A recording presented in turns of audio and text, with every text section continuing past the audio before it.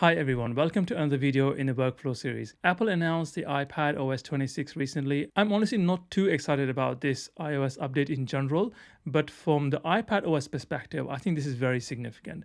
I recently uploaded a video where I talked about how iPad has become one of the most used devices in my workflow with the Apple Magic Keyboard and the Pencil Pro, but that was on iOS 18. iOS 26 takes that to a whole new level. With iOS 26, I am getting even more closer to a MacBook experience when I use my iPad with a Magic Keyboard. So without further ado, let's get into it. Firstly, let's talk about multitasking. Oh my god, this is so significant. I mean, I've been talking about multitasking ever since on iPads. I mean, in my previous video, I talked about how multitasking is one of the key reasons why I use my iPad more than my MacBook when it comes to, on-the-go previews and on-the-go getting information, using different options and different apps at the same time, and it's so fluid. But with iOS 26, it has brought all the great things that we have seen in the MacBook on an iPad and kept all the iPad specific functionalities. So you can resize the windows, you can adjust them how you want. There are no certain parameters that it has to be only a certain size. You can put multiple windows up there and they all will be running at the same time. I mean, that is very, very powerful. And for me, in my particular case, I use my iPad more for research perspective. That's going to be a game changer. Having multiple windows open and able to adjust them how you want and being very fluid about it. I mean, the whole experience is very laptop led. If you see the traffic light, close and open, minimize options, pretty much like a MacBook. And also the small little things like the cursor has changed to more pointer than the dot we had before on iPadOS. I mean, the whole thing just feels a lot better. And it's not about trying to narrow the gap between iPad and Mac, but it's more about how you can increase the efficiency from an iPad. Because MacBook and laptops will always have their place. But I think when an iPad becomes truly a great investment, when an iPad is able to do more than just a tablet. And I think with iOS 26, we are going to close the gap even further. The second feature that really excites me in the iPad iOS 26 is the preview option. In the Mac, you were used to previewing a document or PDF and adding your signatures or doing all sorts of different editing. But on iPad, that wasn't there. So this gap was even broader between a laptop and an iPad. And I think with more sort of Mac-led apps now being brought to iPad, like Preview app, you're narrowing the gap even further. Again, it goes back to the same point. Will iPad now replace your MacBook Air? I think it's never been more possible than it is now with the iPadOS 26. And the other feature that really excites me is also the fact that you can have the download folder in your dock. I mean, this is, again, very MacBook-led experience. Amount of times I've downloaded stuff on Safari on my iPad and then I have to keep going back to the Safari and trying to find where the download is saved, and doesn't automatically save in a folder, so you always have to look for that file, and it's not very good experience. And that's when I tend to use my MacBook more than my iPad. But now I don't need to do that. There's a dedicated download folder. It can sit on your dock and you can quickly access it.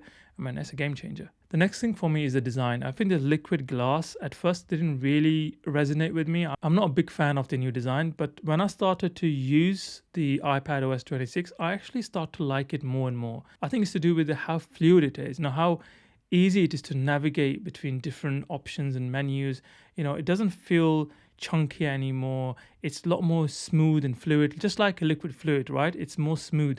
And that has elevated the experience of using the iPadOS even further, which really, really excites me. And the potential of that in different apps and programs is massive. There are many other functionalities within the iPadOS 26, which I think will further narrow the gap between a laptop/MacBook and iPad. It's still in the beta stage and I'm still using it. So more feedback I get in terms of my use case, I would love to share that with you guys. And hopefully you'll find your reason whether you should actually go for an iPad Pro with a Magic Keyboard or still consider a MacBook Air. If you're in the market for either of the two, then it's always a dilemma which one to go for. Should I go for a MacBook Air? I'm not really a heavy user.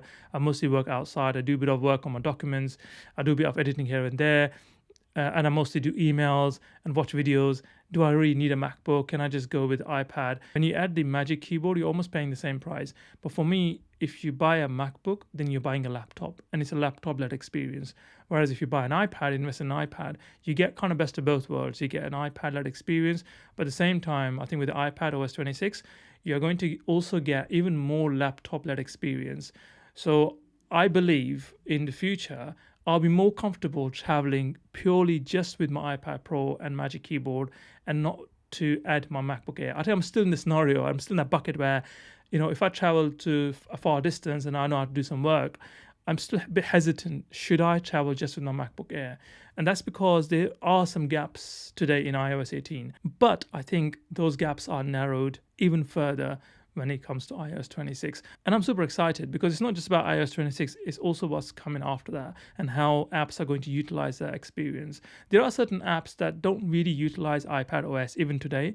And apps like, Microsoft Teams or Microsoft Outlook, I think they lack a lot of functionalities. I do think they can do a lot better with iOS. Unfortunately, they're not, and that's frustrating. And I also use the Outlook app on my iPad. My client emails, my work emails. Also use PowerPoint, Excel, and Teams. I do think in those Microsoft apps, iPad is still lacking behind, and there's still a bit of work to be done. So it'll be interesting to see what happens when the official iOS 26 does launch. Are we going to see a massive shift in performance when it comes to these Microsoft apps? Because if you're using iPad for work, you're most likely are going to use these Microsoft apps such as Outlook, PowerPoint, Excel, and Microsoft Teams. So you do want that, good experience overall. But I think in general, the Mac OS struggles with the Microsoft Office apps. It works much better on Windows for some reason. I think there needs to be a bit of a shift in performance. I think Microsoft, if you're watching this video, please do consider this point. I think it's really important for user experience point of view. And both in your Mac or in iPad, the experience, particularly with Outlook app, is not really great.